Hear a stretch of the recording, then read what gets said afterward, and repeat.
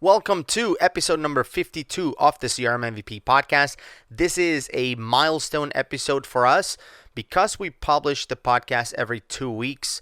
52 means we have been doing this for 2 years in a row. So this is our second anniversary leading this podcast, and obviously I want to thank all the guests that have been on episodes so far, and also the hosts. I've had some co-hosts and people hosting by themselves, which have done an amazing job keeping this going. So I'm really looking forward 2 more years, obviously, in the future, kind of talking about Dynamics 365 and CRM and the Power Platform. And a lot of things have changed, obviously, over the last 2 years.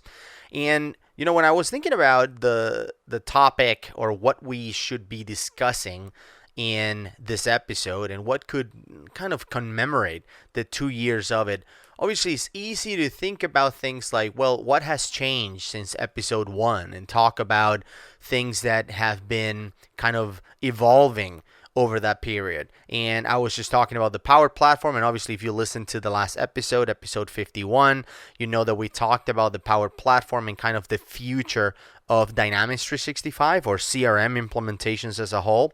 So I didn't want to really focus on things that have happened over the last 2 years, because we kind of touch upon that on episode 51. So what I wanted to do is I wanted to talk about things that really haven't changed on the last 2 years. Things that the more time goes by, the more kind of solidifies as a fact, as a law of Dynamics 365 implementations, let's just say. So I came up with the idea of kind of coming up with 5 red flags in implementations. Now, this red flags doesn't mean that if you are in one of these, or if your project is going through one of these, kind of, sort of, or maybe exactly means that it's doomed, that everything is going to fail. That's not what it means, but I wanted to talk about those red flags, and I wanted to kind of tell you my take on those, my approach to those, and how do I avoid them.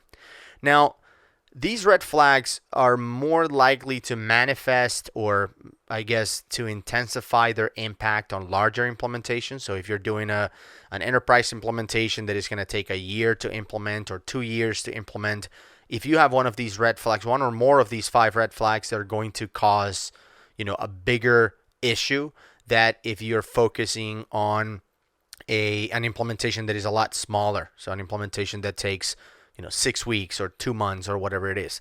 Now, obviously, it doesn't matter if the implementation is 3 weeks or something. It can completely fail based on how you implement it. And sometimes, obviously, you might think that, well, look, there are some projects that we think are going to be small, and then they end up being really big. And how do you do about that? Or what do you do about that? And it's true. And that's something that, you have to think about when you're implementing Dynamics and when you're going through some of these red flags. So before we kind of dive into these 5 red flags, to avoid on implementations, I wanted to start by telling you about an actual project that happened a few years ago. It actually happened 19 years ago, so almost 20 years ago. On November 30th of the year 2000, there's a company, UK-based broadcaster company, British Sky Broadcasting. I'm sure that you're probably familiar with this, even if you're not from the UK. You have heard of Sky, right? They're a massive brand, massive company. And in 2000, they kind of set out to implement a new CRM system. And actually, they went out and essentially they went out and tried to find a partner to help them implement the next version of the CRM system they were using. So they were using already a CRM system. They knew that in order for them to be more successful and provide a better service and all of that to their customers, they needed to improve. So in November 30th of 2000, they signed a contract with a company called Electronic Data Systems Corporation, or EDS for short, which is actually an American, or was an American system integrator. By the way, this company, it was really old. Like, it was founded in 1962. So they have been doing consulting for a long time by 2000. I mean, almost 40 years, 38 years. The company was founded in Texas. It was an American company. Once again, they had been in business for over 40 years. They were a big consulting firm. And, EDS actually had an impressive resume and customer base. I mean, their customers included like Rolls-Royce, Bank of America, Kraft, the United States Navy, the UK Ministry of Defense, for example. Even the British Dutch oil and gas behemoth known as Shell was one of their customers. So these guys were out there being the partner for these massive companies, right? These global companies implementing technology systems. So Sky wanted a CRM system, and obviously the goal of that contract was to build that system and go live successfully. They actually set themselves a pretty hefty kind of approach, which was they wanted to go live by July 31st of 2001. Now, once again, the contract was signed, so remember this date, November 30th of 2000, and Sky wanted to be live by July 31st of 2001. So 8 months later, essentially, right? So they had 8 months later to go live, to finish this project and go live. Now, I know you're probably panicking, right? Because you're thinking about Sky being a massive company and you're saying, well, how are you going to be able to implement a whole CRM solution for a massive corporation like Sky in 8 months? It's just impossible. Well, let me tell you, though, that the plan from Sky was to use CRM for customer service only. And actually, Sky had a name for this. They call it their world-class customer service, for BSkyB. I assume is British Sky Broadcasting for short. So EDS, the partner that was actually hired on November 30th of 2000, they actually did a great job when they bid for this work. There were other partners that bid as well. They used this name of world-class customer service to appeal to Sky above other partners. For example, on Sky's invitation to tender, or ITT, which is the kind of a request or RFP request for proposals, for example, from Sky, EDS actually responded to that proposal, and that was back in March of 2000. So about 6 months or so, or maybe 7 months before they actually got the contract. But if you look at the IT or the response from Sky on paragraph 1.3, which by the way is titled Why EDS, so why us, right? They actually said that they have a proven delivery experience. They have global resources, which by the way, at the time, they had 120,000 employees in 47 countries, so definitely global resources. And lastly, powerful methodologies, which is interesting. I've never seen that on an RFP, somebody claiming to have powerful methodologies. The fact that they used that was kind of interesting, but they actually did. They did have a powerful methodology. If you read the 468-page court decision document, and yeah, spoiler alert, this project doesn't have a happy ending, but if you read that court decision, you can actually see how intricate the EDS methodology was. For example, I really like that they called out their approach on the project. Like, they divided it into 4 different work streams or sections. The first one was business process improvement and implementation, which is awesome. The fact that they're starting with business process improvements is great. After that, it came location, design, build, and implementation. Then technology design, build, and implementation was the third work stream rather. And then they wrapped up with transition approaches, which I assume it stands for like change management or something, or leading that switch from their existing customer service system into the new one, into the new CRM system. But you can see that they had a pretty good approach. Here's another example. And I believe, again, this is the right approach to implement a CRM system. Here are the requirements that ECS planned to deliver with their solution, and they listed it on their response to the ITT. First of all, they listed 100% availability, which I actually have never heard of that, because even Microsoft promises 99.99%. You probably have heard this, quadruple nines they call it. So they promise you 99.99% availability, but I've never heard 100%. That was interesting to me, but that was their first kind of requirement. Like, we're going to deliver this requirement. The second one was massive scalability, which is, I guess it's a little subjective, but Okay, I can see that. Massively scalable. If you're deploying on the cloud, you can grow pretty much unlimitedly. Yeah, okay, that sounds good. So check on that. The next one was open, modular, and flexible architecture. Okay, I can see that. Yeah, the Power Platform, especially if I'm extrapolating to today. This was back in 2000, so we didn't have what we have today, but we actually didn't even have Dynamics. This was a separate CRM system, but if I think about what we have today, I can see how you can promise that based on the power of the Power Platform.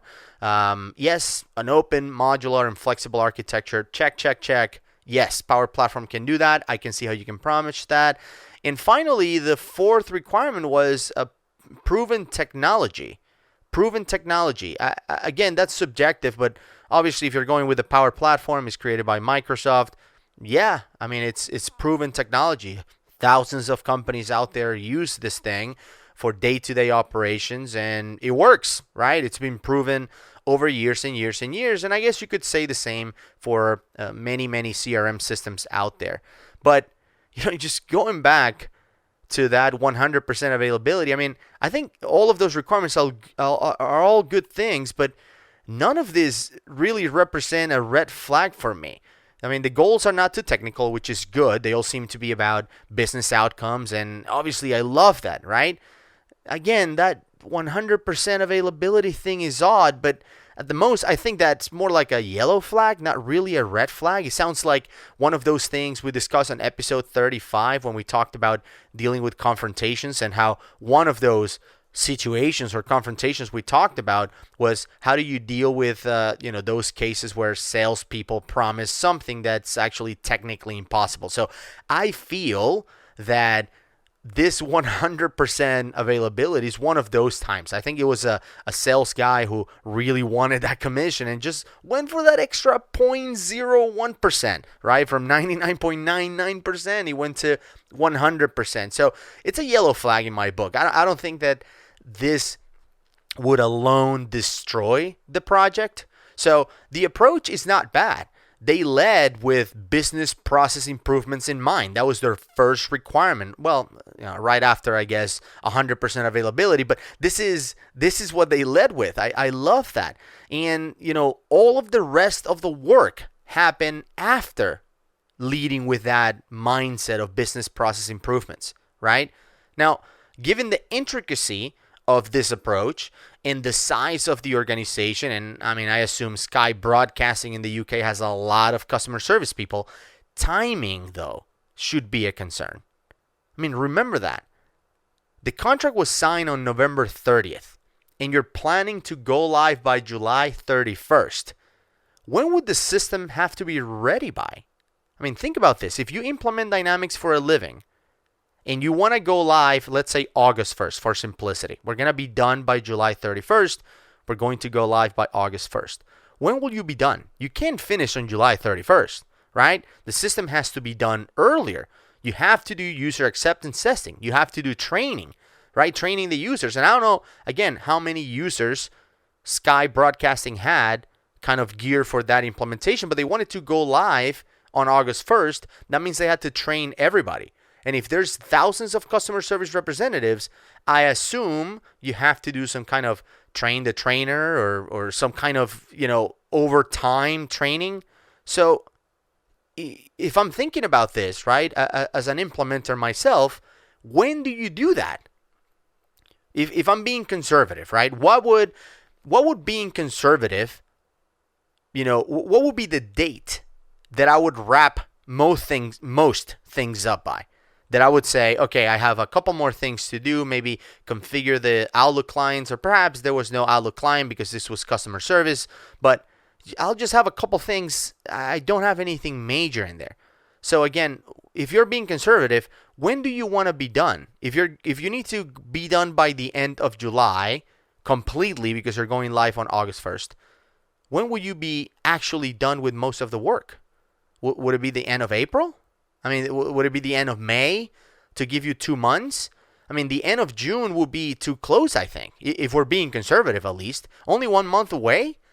I feel like you want to leave some cushion, right, before go live to deal with any punch list or anything that's still outstanding out there. You don't want to finish in July. So if you're planning on doing training for thousands of users, and yes, you can say, well, Gus, when it comes to training, their CRM system was going to be similar, and maybe we'll put some videos and do it on demand training. We don't have to go on site, so that will speed things up. Yeah, but still, you can't do that on like July 30th if you're going to go live August 1st.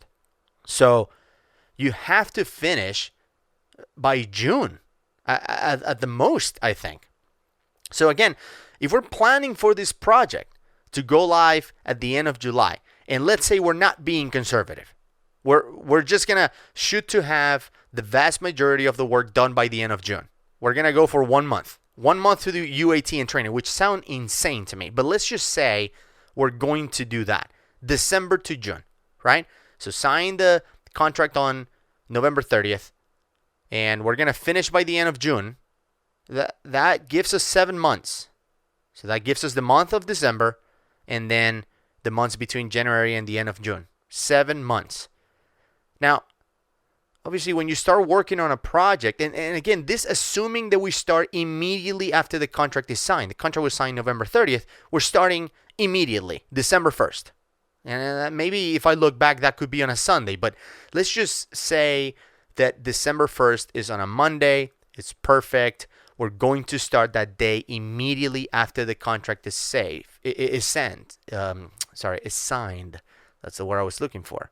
So if you start working on December 1st, and as you know, when you start a project, you go through all of the motions and things that happen before you actually start the actual work, right?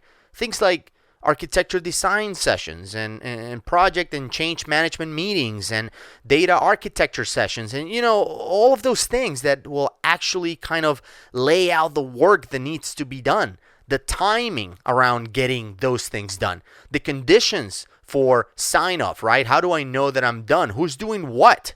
All those things. So let's assume they take a month to really, really get started. Now, you could say, but Gus, that first month is December. Nobody really works the last 2 weeks of that month. Well, I'll say, first of all, you don't know these people. Right? You don't know these people. They might be the most dedicated professionals on earth, and they sacrifice their holiday to get this done and start the actual work on January 1st. Now, actually, we don't even have to imagine these are the most committed professionals in the world. It was actually detailed in the contract for this project, and I'll quote from the contract. We, and that's EDS by the way, will lead a focused 4-week work stream to define and agree the vision for BSkyB for world-class customer service. The resources for this work will require 2 Sky and 2 EDS staff. The work needs to start on day 1. End quote. So, day 1, assuming is December 1st, right? And assuming this set of amazing, dedicated, and globally talented individuals begin the actual work, and I'm talking about, instances, solutions, entities, data migration, automation, forms, fields, views, charts, well, you get the point. The actual work. And they will only be working on this for 6 months. Again, they're starting this 4 weeks after day 1, which means January 1st. Right? Or December 28th if you want to get really, really technical, right? But let's just assume for simplicity, they start the actual work on January 1st. And you need to be done by the end of June.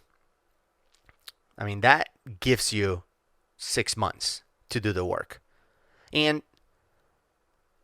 if you lead a CRM practice, or if you're involved with implementations of Dynamics, because I know that people listen to this podcast and they're just users, they don't implement Dynamics for a living. But if you do, I want you to take a second and think of how much would a 6 months of work project would cost.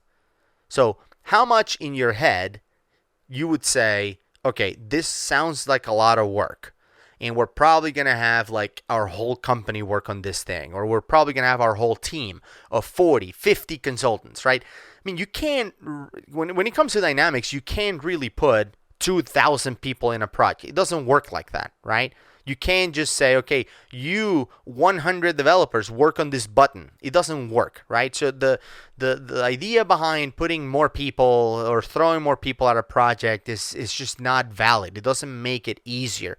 Now, obviously, having one person working on a project versus having 5 or having 10 is different. That is a big impact. But just because you have 120,000 employees, and obviously all of those are not Dynamic or CRM related resources at EDS, but let's say they had 1,000, right, or 2,000 people dedicated to CRM. They're not going to put 2,000 people in the project, right? They have other projects going, and again, because it's just customer service, you're not going to have everybody. So think about your own situation, your own company, and think about how much would a 6-month of work project would cost, full-time, double time if you want. And maybe you have 50 people involved or 100 people involved. Actually, I couldn't really find the actual numbers on the project. I would have loved to see if there were any commitments from EDS, but there wasn't. But again, that's irrelevant. Let's just think about staffing a project for 6 months of work. Now, again, this exercise is even better if you lead a Dynamics 365 practice or if you own a small implementation partner like myself. I mean, what would a great 6-month project look like? $500,000? I mean, is that a good 6 months project? That sounds awesome, right? $1 million? How about $6 million? I mean, that will be the ultimate goal, for a lot of partners out there. $1 million a month for that implementation. What about $2 million a month? I mean, I can't even imagine what I could do if I had a budget of $2 million a month to implement Dynamics at any company in the world. I mean, with that kind of money, I could staff the project with all living CRM MVPs in the world. And that sounds amazing, doesn't it? I can take 100 CRM MVPs and put them all in a project, and we all work together on implementing it. By the way, it would be an amazing implementation. And it's just, I can't even grasp I can't even wrap my mind around it. $2 million a month. But even at $2 million per month, which again sounds crazy for some people, including myself, the project would be estimated at $12 million. Actually, let's extend it from the signature of the contract all the way to go live. So 9 months, and actually it's more like 8 months, but let's just say it's 9 months of total work at $2 million a month for a total of $18 million. $18 million for a project that starts in December and goes live in July. I mean, I really need that in my life. That sounds amazing. But if you thought 18 million was crazy, you'll be blown away to know that the actual winning bid was $70 million. 70. $70 million for 6 months of work. And that's $10 million a month. Oh, and by the way, let me remind you, this was almost 20 years ago. And just think about that. That's amazing. What would you do if you were in a project and you had a budget of $10 million a month to implement it? I can't even imagine it. And perhaps there's people listening to this who work for companies that big and who do these $70 million implementations that think this is not a big deal. But for me, and I've worked in big implementations, and I'm currently working in big implementations, there's nothing compared to this. This is next level. So anyway, it's impressive for me. I know it's impressive for some of you as well. So back to the project. So the project should have started in December, wrap up in July, go live on August 1st, and everybody living happily ever after. But you already know that this didn't go as planned. We talked about core documents earlier, so let's just say the project went a little longer than expected. It definitely didn't go live by August 1st or by September 1st or October 1st. It actually didn't even go live in 2001 altogether, so they missed that year. They also missed 2002 and 2003. Instead of getting the work completed in the 6 months they were planning, the project actually took 6 years to complete. It didn't go live until March of 2006. And from November of 2000 to March of 2006 on a project that was required, and that was a requirement in the ITT or the RFP, if you want to make it simpler, to go live by July 2001. I mean, how crazy is that? You missed the mark by 5 years on a 6-month project. We're not talking about this was a 30-year construction of La Sagrada Familia in Barcelona. We missed it by a decade because we've been building it for 180 years. No, we're not talking about that here. We're talking about, we thought this project was going to be done in 6 or 7 months. And here we are, year number 6, and we're still not live.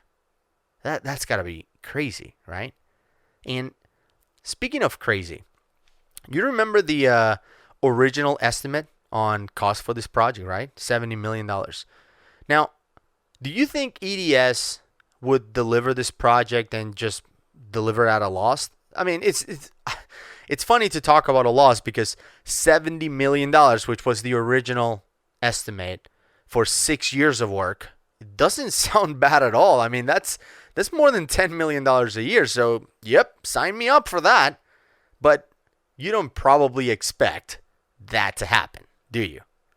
So, put yourself in the shoes of the owner of Sky Broadcasting. And yeah, okay, Sky is a publicly traded company in the London Stock Exchange back in 2000. I think right now they're owned by Comcast or something like that, but they don't really technically, back in 2000 or 2001 when this whole mess was happening, they didn't really have a single owner. But still, put yourself in the shoes of the owner. Actually, let's do this because I think it's easier.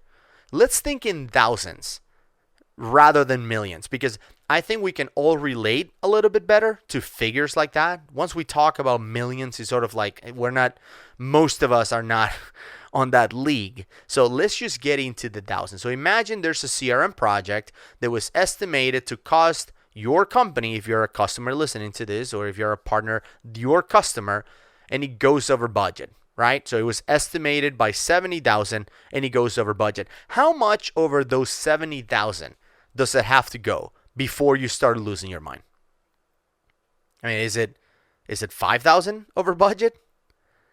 Maybe instead of the 70,000 that you thought it was going to cost, you end up paying like 20% more, like $84,000. I mean, I think most people will be outraged if that was the case. If I thought it was going to cost me $70,000, I'm going to build a pool in my backyard and it costs $70,000 to make it. Now, oops, it ends up costing $84,000. That's a lot of money. $14,000 is a lot of money.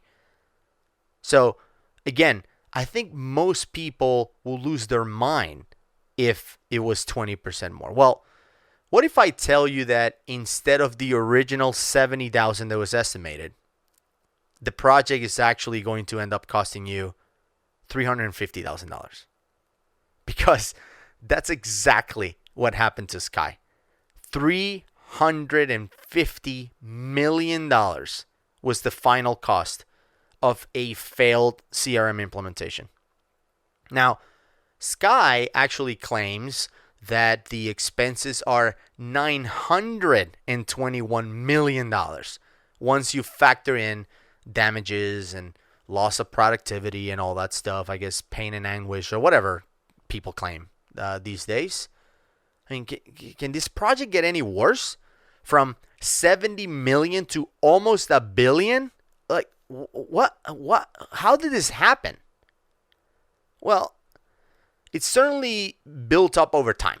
And again, that's the topic of our 2-year anniversary episode today. I'm here to talk about my top 5 red flags that can derail an implementation. So, by the way, before we get started, there's so much to cover on this EDS and Sky CRM project debacle. I could actually create an entire episode, although I feel like we're about 30 minutes in on this one. I think I can go beyond an episode, maybe an entire series, an entire show, just to talk about this project, because there's such an exquisite level of detail on the 468 pages of this lawsuit, or this court order. So I'm not going to be able to give you all the details, but I'll just give you the final outcome for this lawsuit. So at the end of the day, Sky took EDS to court. EDS had to pay Sky $460 million over this failed implementation. Now think about that.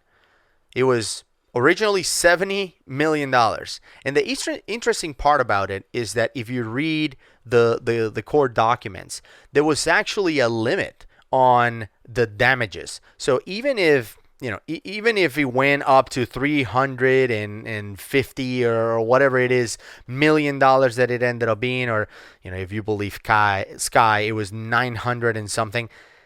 The damages were supposed to be capped at 30 million pounds. 30 million pounds, which is less than $50 million, right? So based on the contract, and the contract is interesting. It has some really good golden nuggets in there. Like, for example, there's a section about hourly rates where EDS guarantees that it will not increase the hourly rates until December 31st of 2000. I thought that was super interesting that Sky would sign off on that, because again, they signed off on the contract November 30th of 2000, and EDS promised, I'm not gonna raise your rates until December 31st of 2000, 30 days later. So I don't know. It's just crazy. But the contract itself limited the damages that EDS would pay to 30 million pounds. 30 million pounds. Now, if you put it in British pounds, the settlement was actually 318 million, which translates into $460 million. So 318 million. Now remember that the project ended up being $350 million instead of 70 million, which was the original estimate. And if you were limited to paying damages to 30 million, I mean, it would have been awful, but I mean, if you went over by 280 million and you have to pay, let's say, $50 million in damages, you're still okay. I mean, you're still going to make it. You're not going to make as much money, but you're not going to get destroyed. Now, how can you go from 350 million, assuming, again, that's the final cost of it, and having to pay back 460 million? That's $110 million more. That's a lot of money. Well, it's interesting. Again, you can read it on the court document, but they say that the reason to pay damages that are even higher to the money that was actually ended up costing after the 6 years is that that liability, essentially, or that cap of liability and damages of 30 million pounds, it's actually invalid. And the reason for that is because it was rendered invalid because of deceit. So the deceit was, I mean, it was multiple things. I don't think that the deceit was about representing that they could have done, that they had this global talent and they didn't end up having it. I think all of that is true, but the whole idea of, we're going to get all this thing done in July, we promised, no matter what, and then they didn't. So because of that limitation, that capped damages at 30 million pounds was essentially deemed invalid in their contract by the court. And because of that, they ended up having to pay 460 million. Now, don't worry about EDS though. I know that I've talked about them as in the past, and that's because they were actually acquired in 2008. So 2 years later, EDS was acquired by HP for $13.9 billion. So they did all right.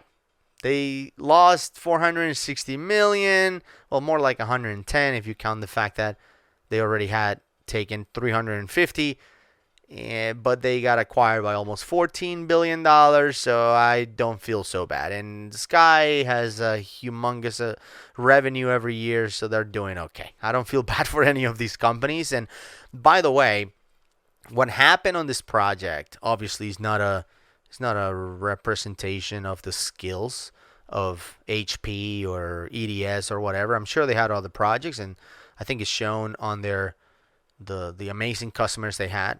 But this one definitely didn't work out, and I think we can learn from it. So how about we start, talking about our 5 red flags for implementation. Again, before we go down this list, I just want to remind you that having one or more of these red flags will not doom your implementation. So if you're in the middle of an implementation, or if you already implemented and just went live, or you're getting ready to implement, and implementing doesn't have to be from scratch, by the way. It could be that you're going from on-prem to online. It could be that you're upgrading from, CRM 2011 to the latest version, even staying on-prem. It could be any kind of project, implementation of Dynamics. And this actually applies to CRM overall, even outside of Dynamics 365. But, again, at the very least, it will diminish the value of your CRM solution if you have some of these red flags. The value the CRM solution could have provided to your organization. In some cases, though, it will certainly doom the implementation. I mean, I've been in some of those back in the day, and they're not fun at all. As a solution architect, solution architects take pride in solutions that are effective for the organization and successfully adopted by the users. So failure to deliver on that goal sticks with you. I definitely remember the failures more than I remember the successes. But anyway, let's start the list with red flag number 1. Red flag number 1 is lack of focus on business intelligence or reporting. If the entire focus of the project is all about how do we enter data and working with the data in the system and kind of merging the data and managing it around and emailing people when something happened and all of that, it's going to really be hard to improve. Dynamics 365 is meant to be something that evolves with the company, right? When I implement a solution of Dynamics, is meant to help the company kind of achieve business outcomes. It's going to help them sell more. It's going to help them get better, even if it's in minimal things like get better at cross-selling. Okay, that's a business objective you have. Let's see how Dynamics 365 or the Power Platform can help you achieve that. But it's just really hard to know if you're really achieving it or the extent of the impact of it if you're not really tracking it. So a lack of focus on business intelligence or reporting is normally a red flag. You want to make sure that you're measuring things to make sure that you're being effective, right? And if you go deeper into this and you think about business intelligence as a whole, we did a whole episode about this. I think it's episode 14 or something like that, where we talked about business intelligence and, how do you determine who should be the decision makers? How do you come up with KPIs? How do you, what are the types of reports that you can create? The 3 types of reports that you can create with Dynamics or Power BI or whatever you're doing, and why are they all important? And you should think about all of those.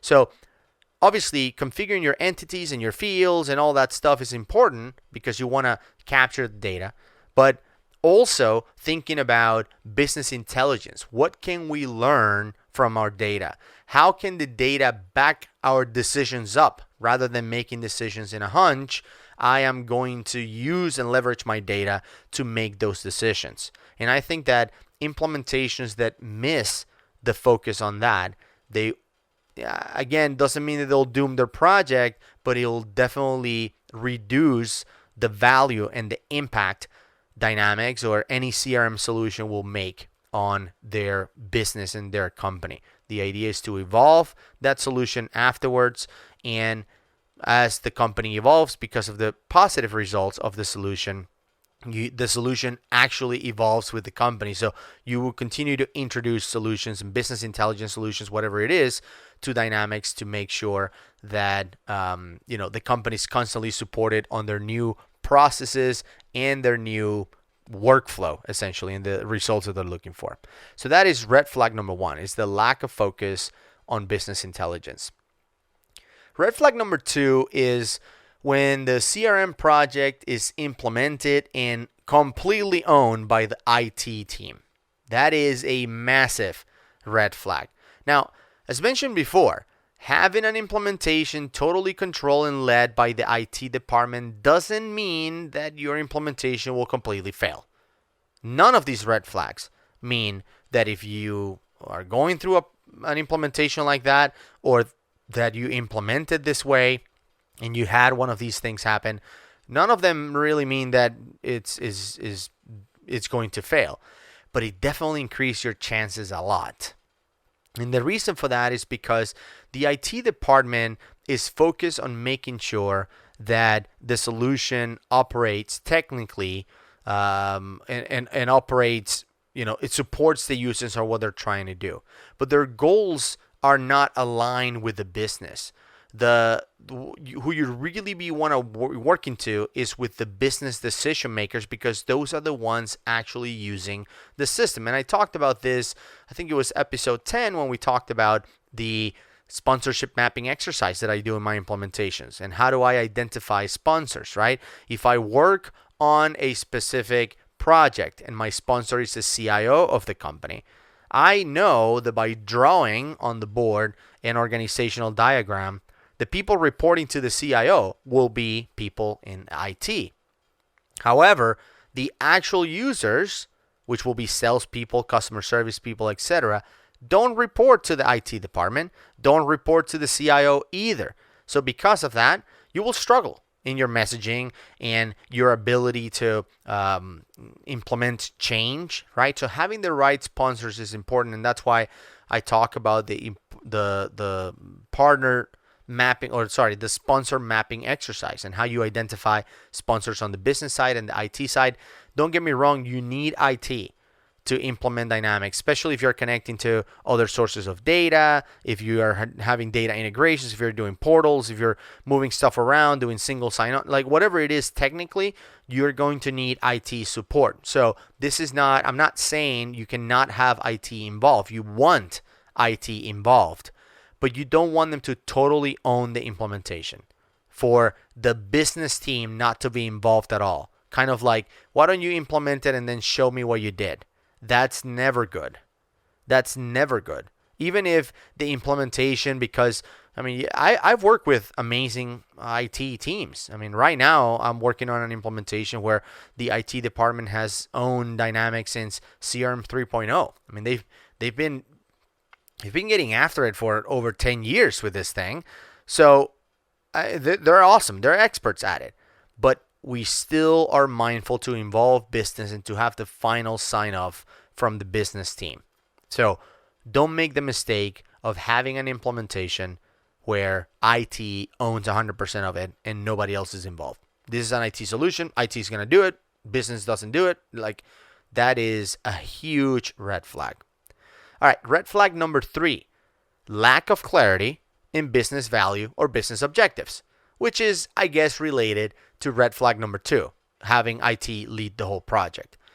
Another reason why you don't want IT to lead the whole project is because they might not have the most amazing clarity when it comes to business value or business objectives, right? So for a CRM project to be successful, it needs to help the organization get better at acquiring customers, or get better at delivering the services or products those customers bought from you, or get better at retaining those customers, or perhaps even extending the relationship you have with those customers. Those are the stages of the customer lifecycle. And if you implement a CRM solution that doesn't help you in any of those stages, it's going to fail. I don't care what technology you use, how amazing your UI is, the fact that you use Canvas, embedded into model-driven, embedded into whatever, none of that matters. It needs to help the business. And it's hard to implement Dynamics or a Dynamics implementation that helps the business when nobody from the business is involved. Going back to red flag number 2. But again, red flag 3 is lack of clarity in the business value or business objectives that Dynamics will represent for the organization, will bring to the organization. So that is red flag number 3. You need to be crystal clear on that. And when I think back at some of those projects that I failed, like I mentioned earlier, in a lot of those cases, it was because of red flag number 4. Not so much of red flag number 3, because I remember being in projects where the sponsors and the people involved included some people from business or whatever, but I never really spent a whole lot of time on understanding the business objectives that they had. It was more about, okay, so what do you want? And I've talked about this before, the whole idea of whiteboard consultants, right? I just sat down and I said, what do you want? And then I put it on a board and say, okay, this many entities, and we track this, and this is what happens. You get a lead, and then you sell to somebody, and then you ship it to them. Like I'm just tracking your process, but I'm not really thinking about how can Dynamics help the company sell more, or how can Dynamics help the company get better at retaining those customers and differentiating ourselves from our competitors. I didn't spend enough time on that. I would love to go back on a time traveling machine and redo those projects, even with the old technology. If it was today's technology, obviously it will be a lot better and amazing. But even if I get another shot with the same technology back in CRM 2011 or whatever, I would love to redo those things, because I feel that I left a lot of value on the table because I didn't get clarity on the business objectives of the organization. When they bought Dynamics, what do you buy it for? Do you buy it just to be a giant Rolodex? Is that what it is? Because there's no value on that, right? So I think it's important for us to make sure that the business value that is expected out of Dynamics, or the business objectives or outcomes the company is expecting out of Dynamics, are clear on your implementation. If they're not, it's a massive red flag. Red flag number 4, not investing on an admin, a system admin, right? I haven't talked about this one before. I know we've had some episodes about top 10 mistakes companies make when implementing Dynamics and things like that. And I really haven't mentioned how important it is to have an administrator, someone who owns the system. I believe that readiness is one of the most important factors for the success of a CRM implementation at any organization. I think that companies that work with partners or self-implement or whatever, and they are kind of at the mercy of the partner to introduce every change, and they have no idea what's going on, or the business doesn't understand why things were implemented the way they're implemented. I just find it very, very hard for them to be successful in the long term. Maybe at the beginning, and I've worked on projects where literally the managers say, if you don't use the CRM, you'll be fired. I've worked on projects like that. And yeah, you can force some people to do something, but at the same time, it's just not a long-term success strategy. And the same thing applies to those companies that want nothing to do with the administration of the system. They just want to pay some other partner or somebody else to take care of it. I don't want to be involved. I don't care what's in there. I'm not saying it's going to fail for sure, but not investing on a CRM administrator, I think, is a big mistake. Again, readiness is super, super important. Now, interesting fact about this is that I actually go and extend this beyond the system administrator. I've had this kind of idea in the past of decentralized command, and I talk about this. I've been talking about this thing for years. If you go to our YouTube channel, the CRM MVP Media YouTube channel, where we post our 2-Minute Tuesdays, you can go, I think it's probably like the oldest video we've ever posted, which is about my top 10 rules for CRM admins. And one of those rules is about decentralized command. That was posted out there like 2 years ago or whenever it was that I posted that thing, maybe more like a year and a half ago. I've been talking about this because I'm a big fan of decentralized command, giving people the ability to do some tasks. And I think I use the example of giving somebody the ability to own the business process flow. Now, over time, I've actually done a kind of a hybrid of this approach of decentralized command, because I do get kind of customers pushing back and saying, well, we're just not going to give random people, just because you're the VP of sales, you're not going to just be able to edit something, right? And what I've done, and you can steal this for yourself if you're not doing it already. This is a free tip on this free podcast. And I'm actually going to be posting this as a 2-Minute Tuesday too, so you can share it once you see it. But one of the things that I do, now that I think about it, one of the things that I do is I like to implement these kind of certification program, let's just say, internally for the customer, where if you go through some training, and I've done it in the past with just a guide, you have to go through a guide and demonstrate that you learned what's on the guide. I've done it with videos, like for example using talentlms.com or one of these learning management system platforms. There's plenty of them.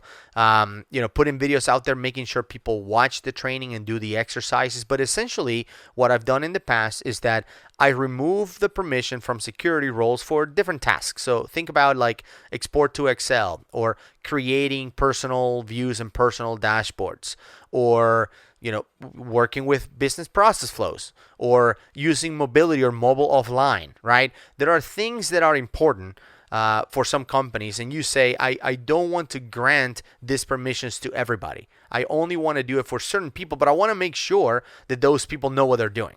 So before I give them the permission, they need to go through some training and certification. So the idea is, you meet a user, the user says, I would love to create my own personal views, my own personal dashboards.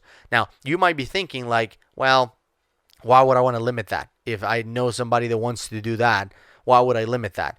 I've seen some problems in the past where people do it and then they share with everybody, and it just gets, or they never use the system views, which are designed to help them. They just create their own, and it can be messy, okay? And there's a lot of support alongside with it. So what I've done in the past is, again, I implement a certification, internal certification model where, Anna or whoever goes through the export to Excel training, which again, it can be a 10-minute video. That's it.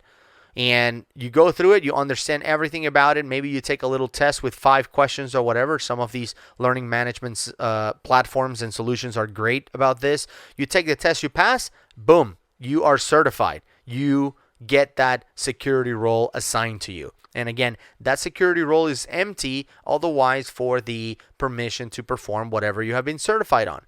Oh, you want to export to Excel? Well, I already talked about that. You want to create your own personal dashboards? Cool. Watch this 30-minute training about dashboards, or read this document about dashboards, and then let's have a conversation. Let's talk about dashboards. How do you create it? What should you do? If you need to share it, and it has personal objects inside of it, what do you have to do? You have to share those too. Cool. Now that you know how to do it, boom, here is your security role. Get after it, right? So the idea is, instead of just giving people permission to do it, use it as an incentive for them to learn more. I'm happy to allow you to go offline on your mobile device. But we deal with social security numbers and sensitive data, maybe not as sensitive as social security numbers, but we deal with some sensitive data, and it could be dangerous. You need to be trained on it. So go through this training and I'll give it to you. And obviously you don't want to take that to the extreme. You don't want to say you have to go through this training in order to access Dynamics, because some people will find an excuse not to access Dynamics. Well, I haven't been trained, so I'm not going to access it, and fall in this cycle. I'm just saying, for more specific things, more specialist level, functionality and tasks, It's worked great for me in the past to implement a certification kind of model. Companies love that. Users love that. They see it as a badge of honor, right? And we call them badges, right? You got the export to Excel badge. You got the whatever badge. And, you get a badge. You get a security role that allows you to do it. And when people come and ask you, you say, whoa, how come you export it to Excel? That's awesome. Yeah, go take the training and get the badge. Let's do it, right? So, again, 2-Minute Tuesday tip coming on that, but I wanted to share here because I think this is related to red flag number 4. Now, let's wrap up the episode with my last red flag number 5. And this one is a lot more common, and I think out of all the red flags, this is probably the most forgiven because I've done this one a few times and the projects have been successful. Whereas I can remember the times where I had the other red flags and the projects were an actual success long term. Like, you can go live and people will start using it or whatever, but then 6 months later, it's like no one wants to use Dynamics. The system is awful, right? I've had those with the other red flags. But red flag number 5, I've done a few of these and I've been successful. Now, it all depends on kind of the conditions behind it. It's like my friend and fellow MVP Gustav says his favorite saying is, it depends. It depends on the limitations. So let's talk about red flag number 5. Red flag number 5 is when people say, or when your ultimate goal for the CRM project is to go live with CRM. That's all we want to do. We want to go live. We want to go live before our contract with Salesforce expires. I have to believe that almost everyone listening to this thing that implement Dynamics have seen this in the past, where customers come to you and they say, my contract with Salesforce expires on October 1st or October 30th. We need to go live before then. We need to be live before then. It's a massive red flag. When the goal of the project is to go live. Like, that's it. All we want to do is go live. It can get sketchy. Or how about this one? I'm sure you've heard this one before. How about go live before that annual sales conference that is happening on July 1st comes around? We really, really want to go live by July 1st because we have our annual conference or whatever it is. I've heard those before too. And sometimes you can time it right. Like I did an implementation for a customer where they had their annual sales conference in West Palm Beach. So I got to go to West Palm Beach, Florida, and kind of not only demo Dynamics and the project completed, but also train them in it. We actually held 1.5, 2-hour training sessions, if I remember correctly, one in the morning, one in the afternoon, something like that. It was like a conference. So they had like 200 or 300 salespeople there. We held some CRM trainings during the morning and the afternoon every day. I believe the conference was 3 days, and people could attend any session they wanted. They were all the same. And we were able to train all 300 salespeople during the conference, which was pretty awesome. So sometimes you can time it. And sometimes those events are kind of tentative. Like, we want to be able to finish by this date, but that's not the main goal of the project, right? Because you'll find yourself in a lot of situations where that's the case, where people will say, we really want to go live by December 31st or January 1st or March 1st or whatever it is. But if we have to go, a month later or 2 weeks or 6 months or whatever, that's okay, as long as we get the functionality. If there's a condition like that, if there's a condition like as long as XYZ happens, then that is the goal. It's to get that thing, get that XYZ done, not the go live. I'm talking about when the go live is the final objective. That is the red flag. How about we go live before Microsoft introduces the newest version of Dynamics 365 Online on October 1st, whatever it is, whatever the event is. If you're pushing it and your ultimate goal is time-based, which means we have to go live by this date. No matter what, we have to go live by this date, which kind of happened to Sky and EDS now that you think about it.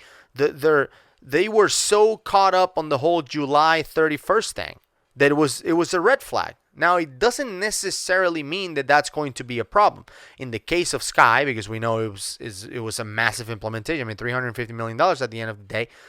It was a massive red flag. Like, the project failed in part because of it, right? But I don't think that was their objective.